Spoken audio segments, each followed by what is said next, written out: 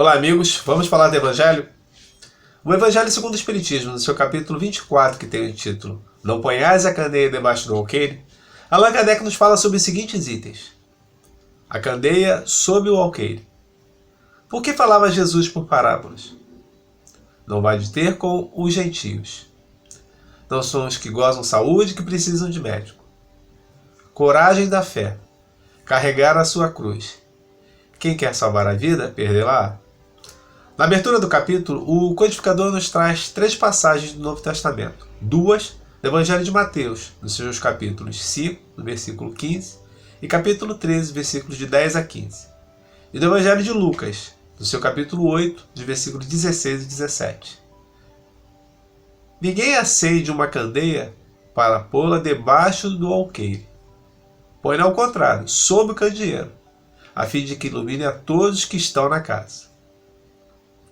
Ninguém depois de ter acendido uma candeia, a cubra com um vaso, ou a ponha debaixo da cama, ponha no candeeiro, a fim de que aqueles que entrem vejam a luz, pois nada há de secreto que não possa ser descoberto, e nem de oculto que não possa ser conhecido e aparecer publicamente.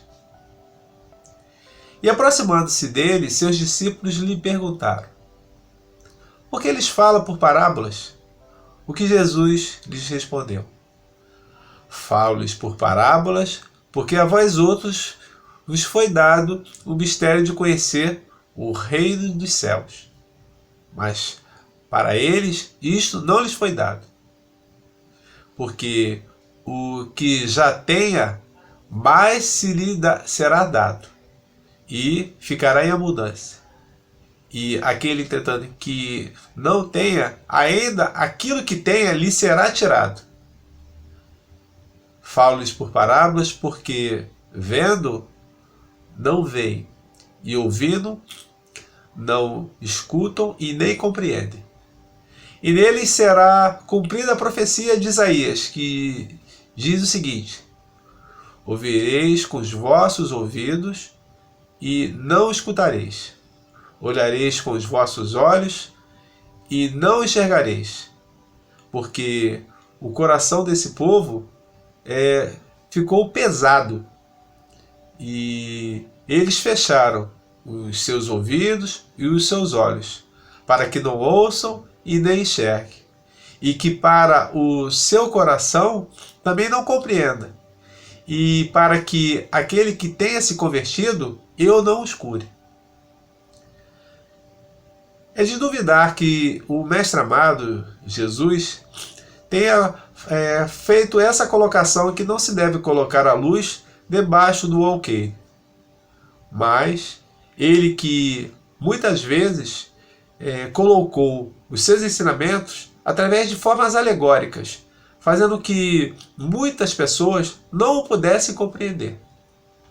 Mas quando ele afirma que falava por parábolas porque certas coisas eles ainda não tinham o entendimento, na realidade Jesus queria dizer que não se deve colocar a luz debaixo do alqueire, mas sim no candeeiro.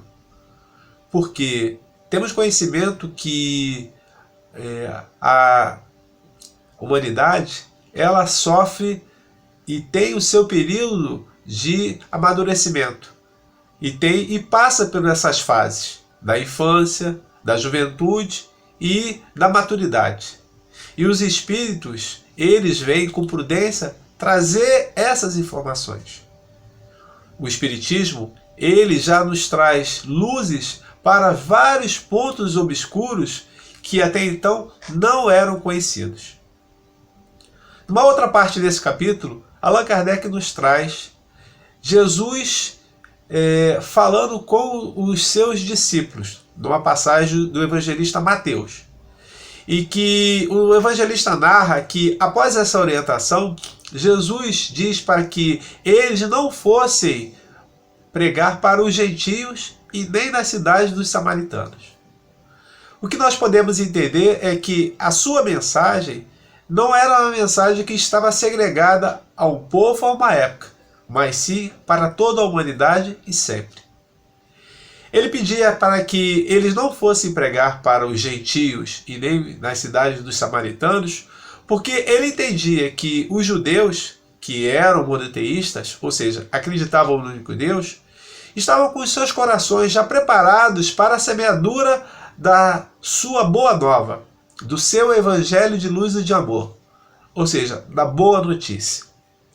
E hoje nós entendemos que as luzes que chegam, as luzes novas, elas são de uma certa forma colocadas para todos e não para uma única nação, que ninguém deve achar que tem o merecimento de recebê-las unicamente. Elas são universalizadas. Nesse capítulo ainda, Allan Kardec nos traz uma nova passagem do mesmo evangelista Mateus, em que ele aborda que Jesus está chegando à casa do seu discípulo Mateus. E lá, Mateus relata que publicanos como ele e pessoas de má vida também vêm se sentar com Jesus à mesa. O que eles começam a questionar aos discípulos por que ele sentava com gente de má vida, segundo os seus entendimentos.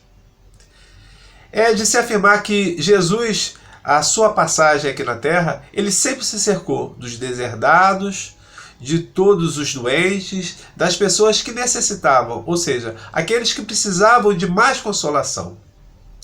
E as luzes que ele sempre trouxe através da espiritualidade, ela nos faz entender que a sua mensagem ela continua mais viva do que nunca.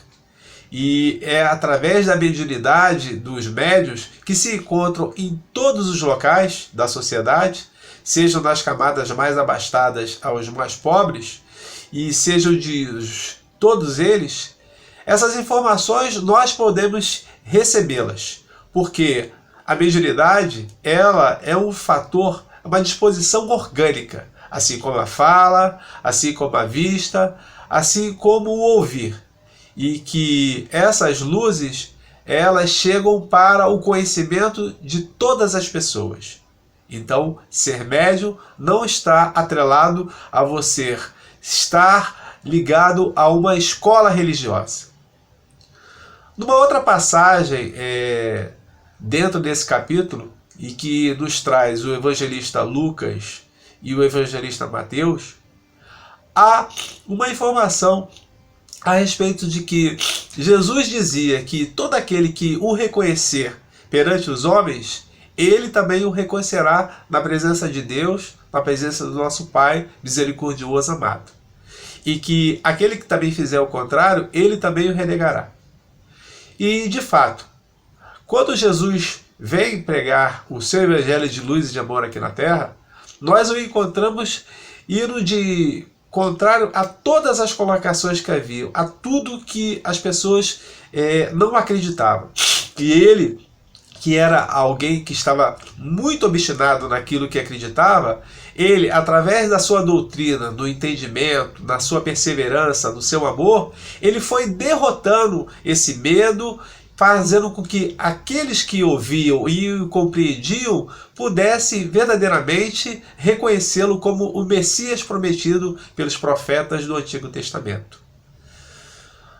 Numa última passagem desse capítulo, nós vamos encontrar uma passagem do evangelista Lucas. E nessa passagem, Lucas nos informa que Jesus afirma que ditoso, feliz será todo aquele que sofra perseguição pelo seu nome, pela sua mensagem, porque receberá o seu prêmio que estará no céu. E uma outra passagem ainda dessa mesma parte do capítulo final, ele nos traz Lucas, Mateus, Marcos e João, os 4 evangelistas, nos falando que aquele que desejar seguir as pegadas do Mestre amado, que tome a sua cruz e o siga. Allan Kardec nos faz refletir que tudo aquilo que nós passamos aqui na Terra, todos os tormentos, as dificuldades, as situações de maior problemas que nós atravessamos, nós devemos ter coragem e fé para enfrentá-las. Porque o nosso entendimento nos dará, para todos nós, a nossa recompensa, que, como o nosso mestre amado disse, se dará na vida espiritual, no reino de Deus, no reino dos céus.